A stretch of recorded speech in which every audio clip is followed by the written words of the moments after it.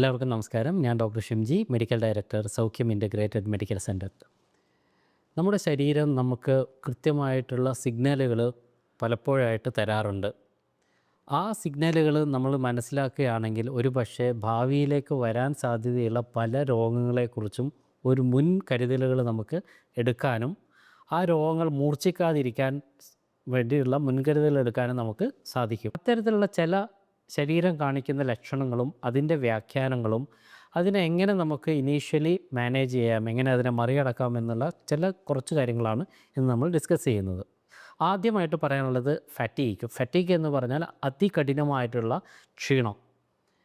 എപ്പോൾ നോക്കിയാലും ഒരു തളർച്ച, എവിടെയെങ്കിലും പോയി ഇരുന്നാൽ കൊള്ളാം എന്നുള്ളൊരു തോന്നൽ. അതുപോലെ ബ്രെയിൻ ഫോഗ്. ബ്രെയിൻ ഫോഗ് എന്ന് പറഞ്ഞാൽ ഒരു പ്രത്യേക കാര്യത്തിലേക്ക് നമുക്ക് ശ്രദ്ധ ചെലുത്താൻ വേണ്ടി പറ്റാതിരിക്കുക, കോൺസെൻട്രേഷൻ ഇല്ലാത്ത ഒരവസ്ഥ ഉണ്ടാവുക, ചിന്തകൾ പലപ്പോഴും തെറിച്ചതുപോലെ മാറി മാറി പോവുക. അപ്പോൾ എപ്പോഴും സാധാരണഗതിയിൽ ഒരു ക്ഷീണമൊക്കെ വന്നു കഴിഞ്ഞാൽ അല്പസമയം വിശ്രമിച്ചാൽ ആ ക്ഷീണം നമുക്ക് വിട്ടുമാറാറുണ്ട്. പക്ഷേ ചില തരം ക്ഷീണങ്ങൾ വിശ്രമിച്ചാലും മാറില്ല. അത്തരത്തിലുള്ള ക്ഷീണത്തിനാണ് നമ്മൾ ഈ പറയുന്ന കഠിനമായ ക്ഷീണമെന്നോ ഫാറ്റിഗ് എന്നോ ഒക്കെ വിളിക്കാറുള്ളത്. ഇത്തരത്തിലുള്ള ഒരു ക്ഷീണവും എനർജി കുറവും നിങ്ങൾക്ക് അനുഭവപ്പെടുന്നുണ്ടെങ്കിൽ നിങ്ങൾ ശ്രദ്ധിക്കേണ്ടത് ഒരു പക്ഷേ ആ വ്യക്തി അനീമിക് ആയിരിക്കാം, വളർച്ചയുള്ള ആളായിരിക്കാം, അല്ലെങ്കിൽ ഹൈപ്പോതൈറോയിഡ് പോലെയുള്ള ഏതെങ്കിലും ഹോർമോൺ പരമായിട്ടുള്ള രോഗം വന്നിട്ടുള്ള ആളായിരിക്കാം, നമ്മളറിയാത്തത് കൊണ്ടാവാം. ഉറക്കക്കുറവുള്ള ആളാവാം, ഇൻസോംനിയ എന്ന് പറയുന്ന പ്രശ്നമുള്ള ആളാവാം. അഡ്രീനൽ ഫാറ്റീഗ് ഉണ്ടാവുക. അഡ്രീനൽ ഫാറ്റീഗ് എന്ന് പറഞ്ഞാൽ സ്ട്രെസ്സ്, കണ്ടിന്യൂസ് ആയിട്ടുള്ള ടെൻഷൻ ഉണ്ടാവുക ആൾക്കാരാവാം. അല്ലെങ്കിൽ ഡയഗ്നോസ് ചെയ്യപ്പെടാത്ത, തിരിച്ചറിയാത്ത പ്രമേഹ രോഗമുള്ള ആളാവാം. അപ്പോൾ ഇത്തരത്തിൽ അതികഠിനമായ വിശ്രമിച്ചാൽ മാറാത്ത ക്ഷീണമുണ്ടെങ്കിൽ നിങ്ങൾ അവരുടെ രക്തമൊന്ന് പരിശോധിക്കാൻ വേണ്ടി പറയുക. അല്ലെങ്കിൽ അയാൾക്ക് പ്രമേഹമുണ്ടോ, അല്ലെങ്കിൽ തൈറോയ്ഡ് സംബന്ധമായിട്ടുള്ള പ്രശ്നമുണ്ടോ, വിളർച്ചയുണ്ടോ എന്നൊക്കെ ഒന്ന് മനസ്സിലാക്കുക. അല്ലെങ്കിൽ സ്ട്രെസ്സിൽ കൂടി കടന്നു പോകുന്ന ആളാണോ എന്ന് മനസ്സിലാക്കുക. അത് ഏതുകൊണ്ടാണ് എന്ന് തിരിച്ചറിയുകയാണെങ്കിൽ നിങ്ങൾക്ക് അദ്ദേഹത്തിന് വേണമെങ്കിൽ ആവശ്യത്തിനുള്ള അയൺ കൊടുക്കാം. അയൺ പലപ്പോഴും സ്പൈനാച്ച് പോലെയുള്ള ചീര പോലെയുള്ള കാര്യങ്ങളോ ഡേറ്റ്സിലോ അല്ലെങ്കിൽ റെഡ് മീറ്റിലോ ഒക്കെ അയൺ കണ്ടൻറ്റ് കിട്ടാനുള്ള സാധ്യത കൂടുതൽ.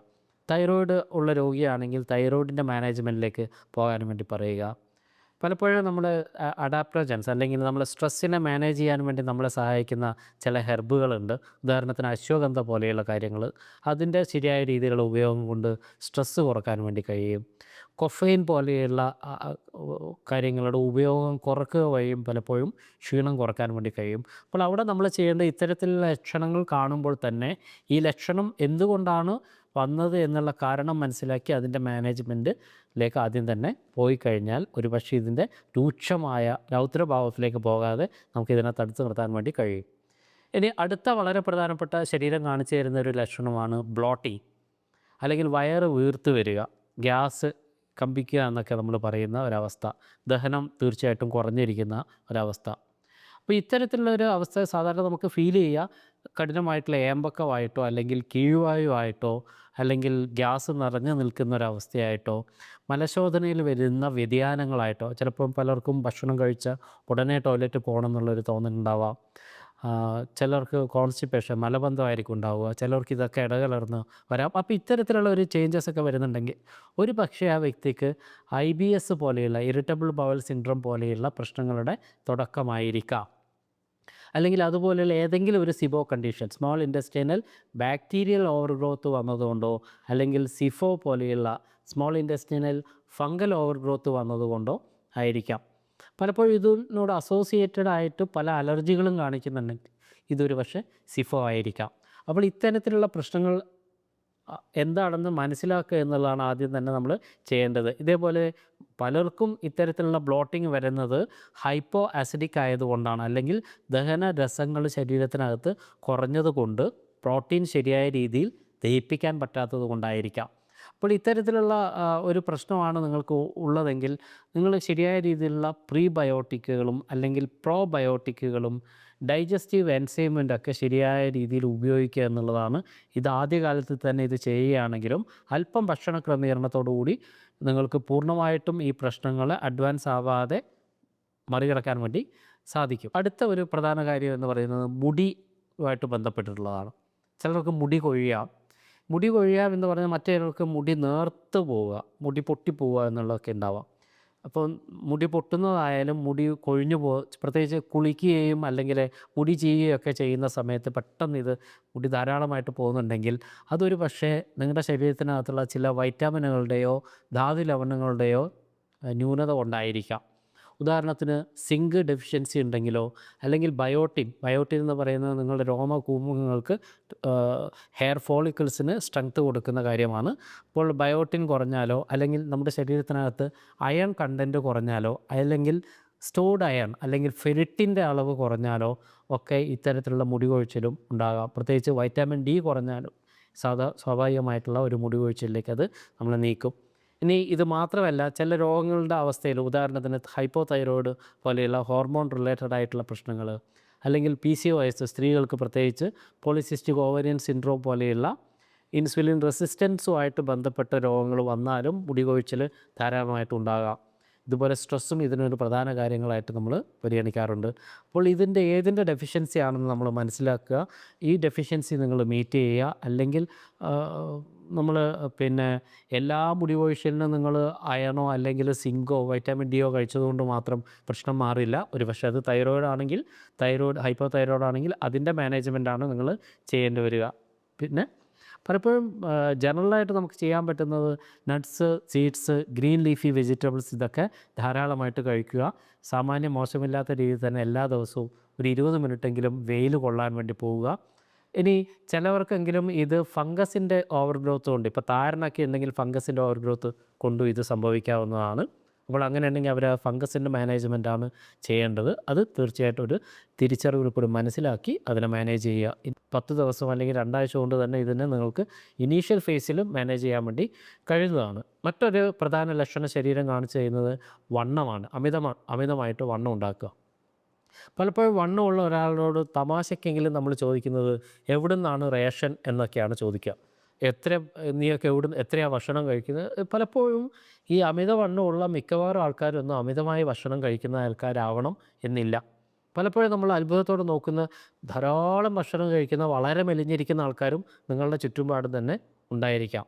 അപ്പോൾ അമിതവണ്ണം എന്ന് പറയുന്ന ഒരു ലക്ഷണം ശരീരം കാണിക്കുന്നതും മറ്റു പല അണ്ടർലൈയിങ് കോസസിൻ്റെ കാരണം മൂലം ആയിരിക്കാം. ഉദാഹരണത്തിന് ഇൻസുലിൻ റെസിസ്റ്റൻസ് ഉള്ള ഒരാളെ സംബന്ധിച്ചിടത്തോളം അയാൾ അമിതമായിട്ട് വണ്ണത്തിലേക്ക് പോയിക്കൊണ്ടേയിരിക്കും.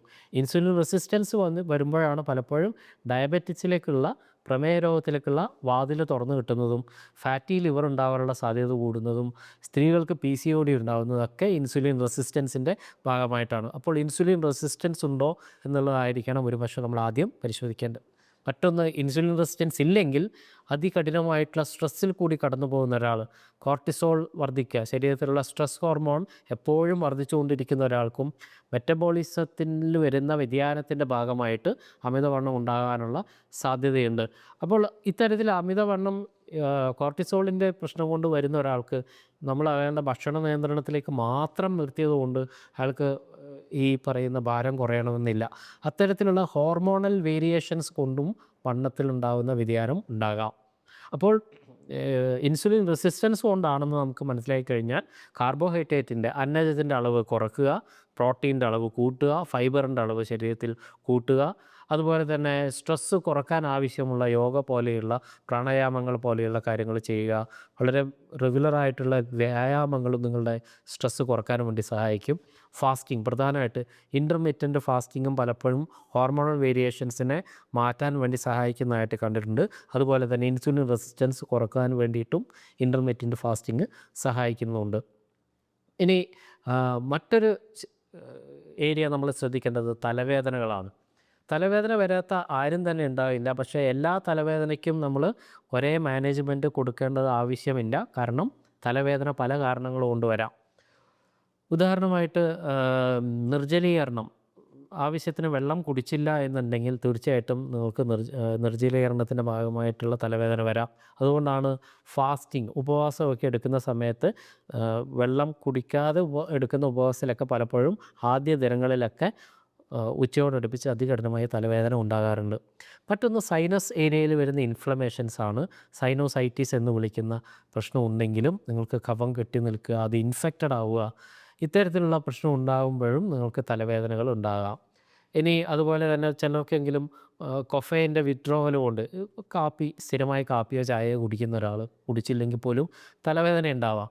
ഇനി ഇപ്പം പുതിയ കാലത്ത് കണ്ടുവരുന്ന പുതിയൊരു പ്രശ്നം ആയിട്ട് ഒരു വളരെ ഇമ്പോർട്ടൻ്റ് ആയിട്ടുള്ളൊരു പ്രശ്നമായിട്ട് തോന്നിയിട്ടുള്ളത് സ്ക്രീൻ ഫാറ്റീഗാണ്. സ്ക്രീൻ ഫാറ്റീഗ് എന്ന് പറഞ്ഞു കഴിഞ്ഞാൽ എപ്പോഴും നമ്മുടെ കയ്യിൽ മൊബൈലോ അല്ലെങ്കിൽ ഏതെങ്കിലും ഒരു ഗാഡ്ജറ്റോ ഉണ്ടായിരിക്കും.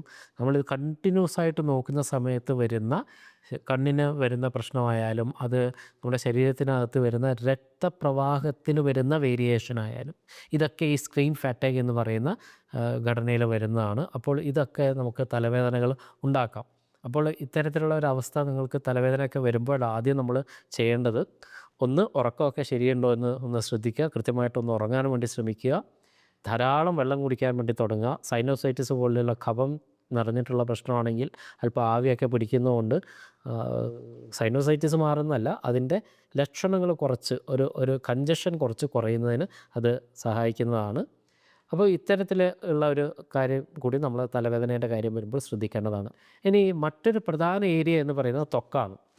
നമ്മുടെ സ്കിന്ന് പലപ്പോഴും നമ്മുടെ ശരീരത്തിനകത്ത് നടക്കുന്ന പല പ്രശ്നങ്ങളുടെയും ഒരു വലിയ ഇൻഡിക്കേറ്ററാണ്. അപ്പോൾ അതിൽ ഏറ്റവും മുഖത്ത് കാണിക്കുന്നൊരു പ്രശ്നം എന്ന് പറയുന്നത് മുഖക്കുരുവൊക്കെയാണ്. പലപ്പോഴും മുഖക്കുരുവും പല പ്രശ്നങ്ങളുടെയും ഒരു ഇൻഡിക്കേറ്ററായിട്ട് നമുക്ക് പരിഗണിക്കാം. മറ്റൊന്ന് വരണ്ട ചർമ്മമോ അല്ലെങ്കിൽ സ്കിന്നിൽ വരുന്ന കറുത്ത പാടുകളും ഒക്കെ ഇത്തരത്തിൽ പല രോഗങ്ങളെയും കുറിക്കുന്നതാണ്. പ്രത്യേകിച്ച് ഇത്തരത്തിലുള്ള മുഖക്കുരുകളൊക്കെ വരുന്നത് ഹോർമോണൽ വേരിയേഷനുമായിട്ട് ബന്ധപ്പെട്ടിട്ട് ഇതുണ്ടാകാം. PCOD പോലെയുള്ള കാര്യങ്ങൾ കൊണ്ടുണ്ടാകാം. അല്ലെങ്കിൽ ഇൻസുലിൻ റെസിസ്റ്റൻസ്, നമ്മുടെ കാർബോഹൈഡ്രേറ്റിൻ്റെ അളവൊക്കെ ശരീരത്തിൽ വർദ്ധിക്കുന്നത് കൊണ്ടുണ്ടാകുന്ന ഇൻസുലിൻ റെസിസ്റ്റൻസ് കൊണ്ടും പലപ്പോഴും ഇത്തരത്തിലുള്ള മുഖക്കുരുകളിലൊക്കെ വരാൻ ഉള്ള സാധ്യത വർദ്ധിക്കും. പ്രത്യേകിച്ച് PCODക്കാർക്കൊക്കെ മുഖത്ത് നിറയെ ഉണ്ടാകുന്ന ഇതെല്ലാം പലപ്പോഴും നിങ്ങൾ ശ്രദ്ധിച്ചു കഴിഞ്ഞാൽ മനസ്സിലാവും. ജോ ലൈൻ അല്ലെങ്കിൽ നമ്മുടെ താടിയെല്ലിനോട് ചേർന്ന ഭാഗത്ത് നിങ്ങൾക്ക് കഠിനമായിട്ടും മുഖക്കുരുക്കൾ വരുന്നുണ്ടെങ്കിൽ പലപ്പോഴും അത് PCOD ഒരു ലക്ഷണമായിട്ടും നമ്മൾ കാണാറുണ്ട്. അപ്പോൾ അത്തരത്തിലുള്ള ഒരു ലക്ഷണങ്ങൾ കാണിക്കുമ്പോൾ തന്നെ അതിൻ്റെ മാനേജ്മെൻറ്റിലേക്ക് നിങ്ങൾ പോവുക. അത് വർദ്ധിക്കാൻ വേണ്ടി കാത്തിരിക്കരുത്. മറ്റൊന്ന് വൈറ്റമിൻ എയുടെ അപര്യാപ്തത. വൈറ്റമിൻ എ കുറഞ്ഞു കഴിഞ്ഞാലോ, വൈറ്റമിൻ ഇ എന്ന് പറയുന്ന നല്ലൊരു ആൻറ്റി ഓക്സിഡൻ്റാണ്. വൈറ്റമിൻ ഇയുടെ ന്യൂനതയിലോ വൈറ്റമിൻ ഡി കുറഞ്ഞു കഴിഞ്ഞാലോ ഒക്കെയും ഇത്തരത്തിലുള്ള പല റാഷസും ഒക്കെ സ്കിന്നിൽ കാണിക്കാറുണ്ട്. അതേപോലെ തന്നെ ഗട്ടിൽ വരുന്ന ഇൻഫ്ലമേഷൻസ്, നമ്മുടെ ദഹന വ്യവസ്ഥയുടെ അകത്ത് വരുന്ന നീർവീഴ്ചകൾ, ഇൻഫ്ലമേഷൻസൊക്കെ പലപ്പോഴും സ്കിന്നിൻ്റെ മുകളിലേക്ക് ഇൻഡിക്കേഷൻസ് ആയിട്ട് വരാറുണ്ട്. ലിവറിനൊക്കെ തകരാറാകുമ്പോൾ ശരീരത്തിൻ്റെ പ്രത്യേകിച്ച് സ്കിന്നിന് വരുന്ന മാറ്റങ്ങൾ അല്പം മഞ്ഞ നിറത്തിലേക്ക് പോവുക, പേൽ നിറത്തിലേക്ക് പോവുക, ഇതൊക്കെ നമുക്ക് പെട്ടെന്ന് ഒബ്സർവ് ചെയ്യാൻ പറ്റുന്ന കാര്യങ്ങൾ തന്നെയാണ്. ഇൻഫ്ലമേഷൻസ് വരുന്ന സമയത്ത് പലപ്പോഴും ഇൻഫ്ലമേഷൻസ് കുറക്കാൻ ആവശ്യമുള്ള രീതിയിലുള്ളൊരു ഭക്ഷണ ക്രമീകരണം, പ്രത്യേകിച്ച് നിങ്ങൾ കുറച്ച് അധികമായിട്ട് ഇതിൻ്റെ ബെറി പഴങ്ങളൊക്കെ ഉപയോഗിക്കുക. ബെറി പഴങ്ങളൊക്കെ ധാരാളം ഇൻഫ്ലമേഷൻ കുറക്കാൻ വേണ്ടി സഹായിക്കുന്ന കാര്യങ്ങളാണ്. നിങ്ങളുടെ ഭക്ഷണത്തിൽ കുറച്ചധികം തന്നെ കുർക്കുമിൻ അടങ്ങിയ ഭക്ഷണങ്ങൾ കഴിക്കാൻ വേണ്ടി തയ്യാറാവുക. omega-3 ഇത്തരം ഘട്ടങ്ങളിൽ പ്രത്യേകിച്ച് സ്കിന്നിനൊക്കെ വരുന്ന ഇൻഫ്ലമേഷൻ സമയത്ത് omega-3 കുറച്ച് നാളുകളിലേക്ക് സ്ഥിരമായിട്ട് ഉപയോഗിക്കുന്നതും, അതുപോലെ തന്നെ ബ്ലഡ് ഷുഗറിൻ്റെ അളവ് ശരീരത്തിൽ കുറക്കുന്നതും, അല്ലെങ്കിൽ റിഫൈൻഡ് കാർബോഹൈഡ്രേറ്റുകൾ ശരീരത്തിൽ അകത്തേക്ക് കൊടുക്കാതിരിക്കുന്നതൊക്കെ, നിങ്ങളുടെ പഞ്ചസാരയൊക്കെ കുറക്കുക, ബേക്കറി സാധനങ്ങളൊക്കെ കുറക്കുന്നതും ഇത്തരത്തിലുള്ള ഇൻഫ്ലമേഷൻസ് കുറക്കാൻ വേണ്ടി സഹായിക്കും. മറ്റൊന്ന് വൈറ്റമിൻ ഡിയുടെ ഉപയോഗം കൂട്ടുക. വൈറ്റമിൻ ഡി ശരീരത്തിലേക്ക് കുറച്ചുകൂടെ കൊടുക്കുക. അതുപോലെ സിങ്ക്, പ്രത്യേകിച്ച് മൂക്കുരുവും ഇൻഫ്ലമേഷൻസൊക്കെ വരുന്ന സമയത്തോ ചില മുറിവുകളുണ്ടായി ഉണങ്ങാതിരിക്കുന്ന സമയത്തൊക്കെ ശരീരം സിങ്ക് ഡെഫിഷ്യൻസീനെ ഇൻഡിക്കേറ്റ് ചെയ്യുന്നതാണ്. അപ്പോൾ അത്തരം സമയങ്ങളിലൊക്കെ ഇത് അടങ്ങിയ ഭക്ഷണങ്ങൾ ധാരാളം സീഡ്സും നട്ട്സും അങ്ങനെയുള്ള സാധനങ്ങളൊക്കെ കഴിക്കാൻ വേണ്ടി തയ്യാറാവുക. ഇതിലൊന്നും കുറയുന്നില്ലെങ്കിൽ സപ്ലിമെൻറ്റിലേക്ക് പോകാൻ വേണ്ടിയിട്ട് തയ്യാറാവുക. ഒരു 10-14 ദിവസത്തേക്ക് നിങ്ങൾ ഇത്തരത്തിലുള്ള മാനേജ് ചെയ്യാൻ നോക്കിയിട്ടും ഇതിന് യാതൊരു വ്യത്യാസവും വരുന്നില്ലെങ്കിൽ തീർച്ചയായിട്ടും ഒരു മെഡിക്കൽ അറ്റൻഷൻ നിങ്ങൾ കൊടുക്കേണ്ടതായിട്ടുണ്ട്. നിങ്ങൾക്ക് ഇക്കാര്യത്തെക്കുറിച്ച് പറഞ്ഞു തരുന്ന, ഇക്കാര്യത്തിലുള്ള ഭക്ഷണത്തിൻ്റെ ക്രമീകരണങ്ങൾ അടക്കം പറഞ്ഞു തരുന്ന ഒരു ഡോക്ടറെ കണ്ട് ഈ പ്രശ്നങ്ങൾ പൂർണ്ണമായിട്ടും മറികടക്കാൻ വേണ്ടിയിട്ടുള്ള തയ്യാറെടുപ്പുകൾ നടത്തുക. മറ്റൊരു വീഡിയോയിൽ വീണ്ടും കാണുന്നതുവരെ എല്ലാവർക്കും നന്ദി.